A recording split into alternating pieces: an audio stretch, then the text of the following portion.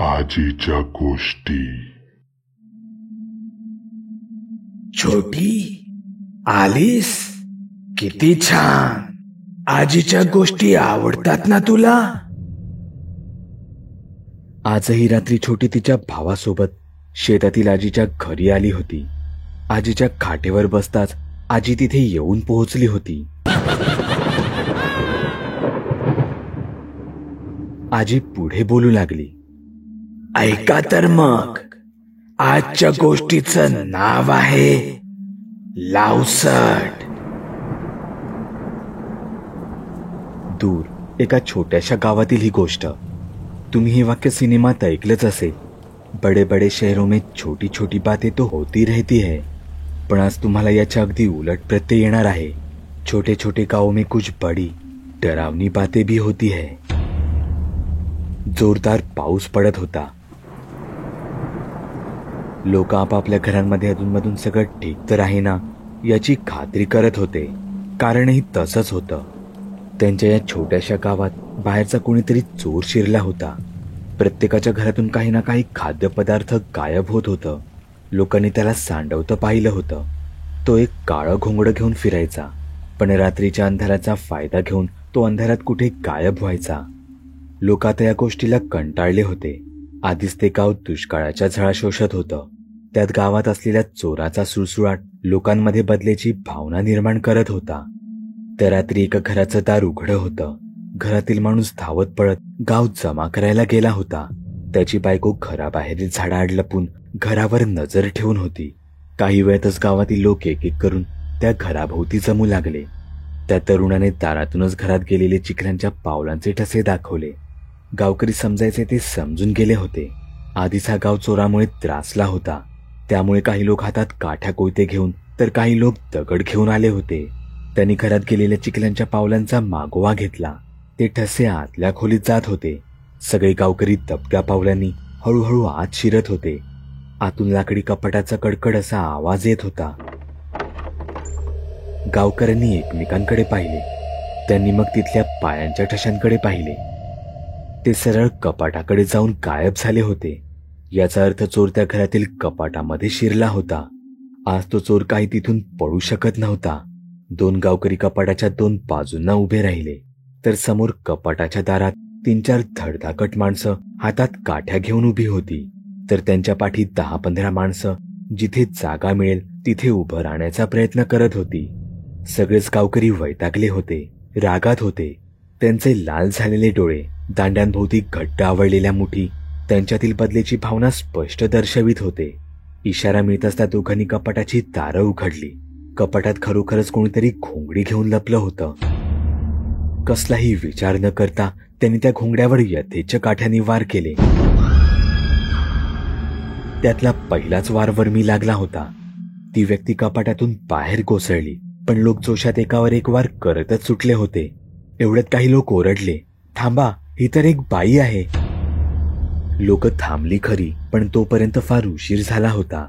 त्या बाईने कधीच प्राण सोडला होता. पण त्यांना पुढे जे काही कळलं त्याने अख्खा गाव हळहळू लागला. स्वतःला दोष देऊ लागला, कारण ती महिला बाळंतीण होती. कपाटातून बाहेर टपकणारं तिचं ते लाल रक्त त्या गावावर लाल सावट घेऊन येणार होतं. लावसट. या घटनेला आता जवळपास 25 वर्ष झाली होती. त्या काळची लहान मुलं आता लग्न वगैरे करून सुखाचा संसार करत होती. तर त्या काळचे तरुण आता वृद्धावस्थेत होते. त्या बाईच्या मृत्यूचा आता सगळ्यांनाच विसर पडला होता. सगळेच आपापल्या आयुष्यात व्यस्त झाले होते. एके दिवशी अचानकच पावसाला सुरुवात झाली. ऐन थंडीच्या दिवसात धो-धो पाऊस कोसळू लागला. तो पाऊस सतत 3 दिवस पडत होता. एका घरातून एका बाईच्या रागवण्याचा आवाज आला. ती आपल्या मुलीला जोरजोरात ओरडत होती. काय गे, घरात येताना बाहेर बारदानात पाय पुसूक येत नाहीत? घरात बघ किती चिखल आणलंस तो. ती मुलगी आधी तर विचारातच पडली. मग हळूच म्हणाली, आये, मी नाही गेलेले बाहेर. तू नाही मग काय तुझो बापूस गेलेलो काय? हैसर येऊन बघ किती चिखल आणलंस तो. आरडाओरड ऐकून घरातून एक म्हातारी बाहेर आली. तिने पाहिलं तर घरात कोणाच्या तरी चिखलांच्या पावलांचे ठसे दिसत होते. तिने पुढे जाऊन पाहिलं आणि ती शॉक बसावं तशी हादरूनच गेली. कारण ते पावलांचे ठसे पुढे कपाटाच्या दिशेने गेले होते. त्या म्हातारीला जे समजायचं होतं ते ती समजून गेली होती. हळूहळू ही बातमी संपूर्ण गावभर पसरली. लावसट गावात इली हा. सगळ्यांच्या तोंडात आता फक्त हे एकच वाक्य होतं. घरातली सगळी माणसं आपापले कपाट बंद करून ठेवत. जर कोणी चुकून आपलं कपाट उघडं ठेवलं तर घरातील वडीलधारी माणसं ओरडून सांगत, कपाटाचा दार लावून घे, नाहीतर आत लावसट घुसात. राघव त्याच्या आजारी आईसोबत एकटाच राहत होता.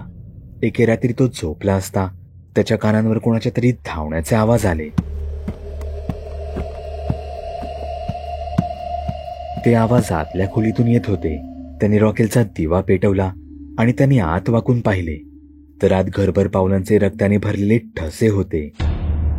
त्याचं कडी तुटलेलं कपाटाचं दार आपोआपच उघडझाक करत होतं.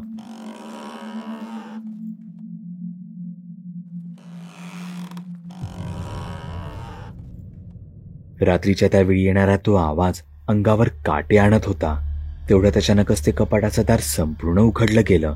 राघवने नीट पाहिलं तर कपाटात एक बाई बसलेली त्याला दिसली.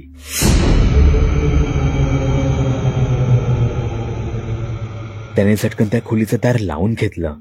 रात्रभर त्याला त्या खोलीतून कोणाच्या तरी चालण्याचे आवाज येत राहिले.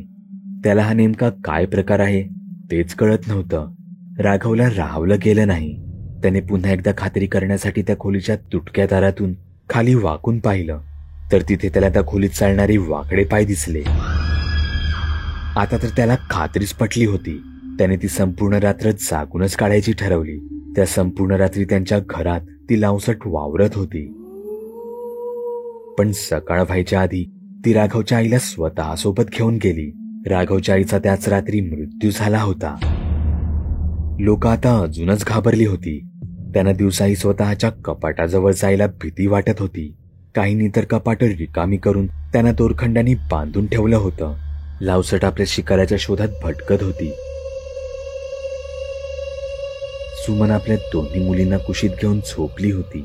घरात फक्त एक दिवा पेटता ठेवला होता. रात्रीच्या साधारण 1 वाजता तिच्या मुलीला एक अंगाई ऐकू आली. ती मुलगी डोळे चोळत उठून बसली. त्या अंगाईत एक माया, ममत्वेची भावना होती.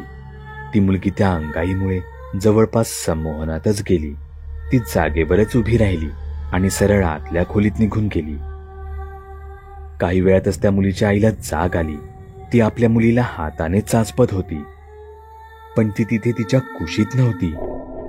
तिची आई धडपडून जागी झाली. तिलाही घरात ती अंगाई ऐकू येऊ लागली. ती ऐकून हिचं मन घाबरं झालं. हातापायातून त्राणच निघून जावे तसे ते गळून पडले होते. पण तिने स्वतःला सावरलं आणि ती आतल्या खोलीत निघून गेली.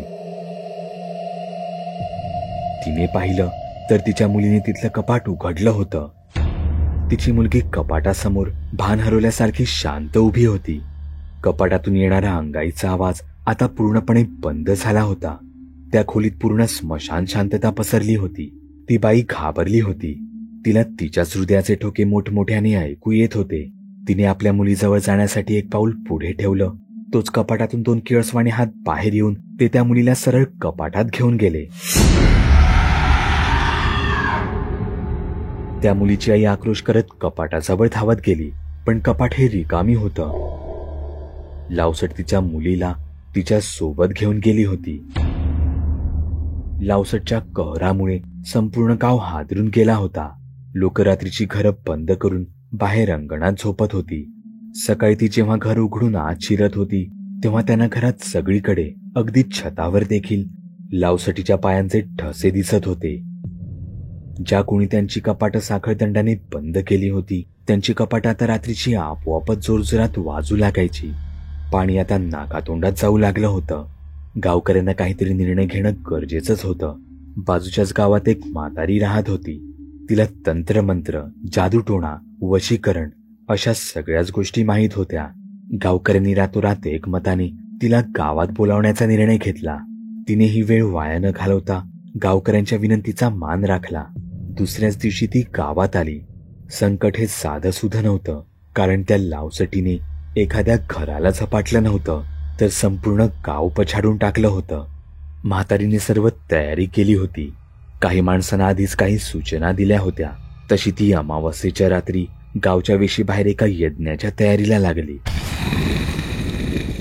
तिने त्या आत्म्याला गावच्या वेशीबाहेरूनच आवाहन केलं. ती म्हातारी जोरजोरात मंत्रजाप करत होती.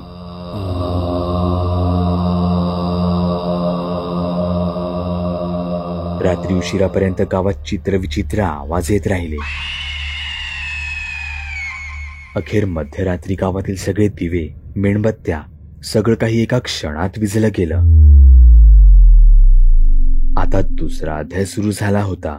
वेशीवर आधीच उभी असलेली 2 माणसं त्या म्हातारीच्या इशाऱ्यावरून 2 बाजूंना निघून गेली. त्यांच्या हातात एक नारळ होता. नारळाच्या शेंड्यांमध्ये कापूर ठेवून तो पेटता ठेवला होता. त्या दोघांनीही गावाला बाहेरून प्रदक्षिणा मारल्या आणि गावाभोवती एक कधीही न तुटणारं बंधन तयार केलं. त्या म्हातारीने जीवाचं पाणी करून ते गाव त्या लावसटीपासून मुक्त केलं होतं. हे ऐकल्यावर छोटीचा भाऊ जरा घाबरतच आजीला म्हणाला, आजी, मग ती लावसट आता त्या गावात परत कधीच येऊ शकत नाही ना? हे ऐकताच आजी जोरात हसली आणि म्हणाली, हो, त्या मूर्ख म्हातारीने ते गाव तर सुरक्षित केलं होतं, पण स्वतःला. दुसऱ्याच दिवशी ती तिच्या घरात सर्वांना मृत अवस्थेत सापडली. विशेष म्हणजे तिच्याही घरातील कपाट हे उघडलेलं होतं. ती लावसट आता त्या म्हातारीच्या गावात गेली होती. त्याहूनही भयानक म्हणजे तिला त्या गावातून बाहेर काढण्यासाठी आता ती म्हातारीही जिवंत राहिली नव्हती. हे एकदा छोटी जोरात ओरडली. ती रडत रडत आजीच्या घरातून बाहेर पळत सुटली. तिच्या पाठून तिचा भाऊही धावत आला. त्यांना असं पळताना पाहून आजी म्हणाली, छोटी, कुठे पळतेस? आज पळतेस, पण परत उद्या येशील ना आजीच्या गोष्टी ऐकायला? आजीच्या गोष्टी. तुम्ही सुद्धा तुमच्या गोष्टी बागुलबुवाला मेल किंवा मेसेज करू शकता. बागुलबुवा.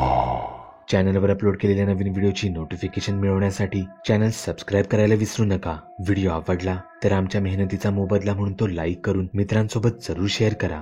चॅनलवरचे इतर व्हिडिओ पाहण्यासाठी इथे क्लिक करा. तसेच चॅनलवरची प्लेलिस्टही चेक करा. दर दिवशी नवनवीन भूतांचे व्हिडिओ बनवून मी तुमचं मनोरंजन करत राहू याची खात्री बाळगा.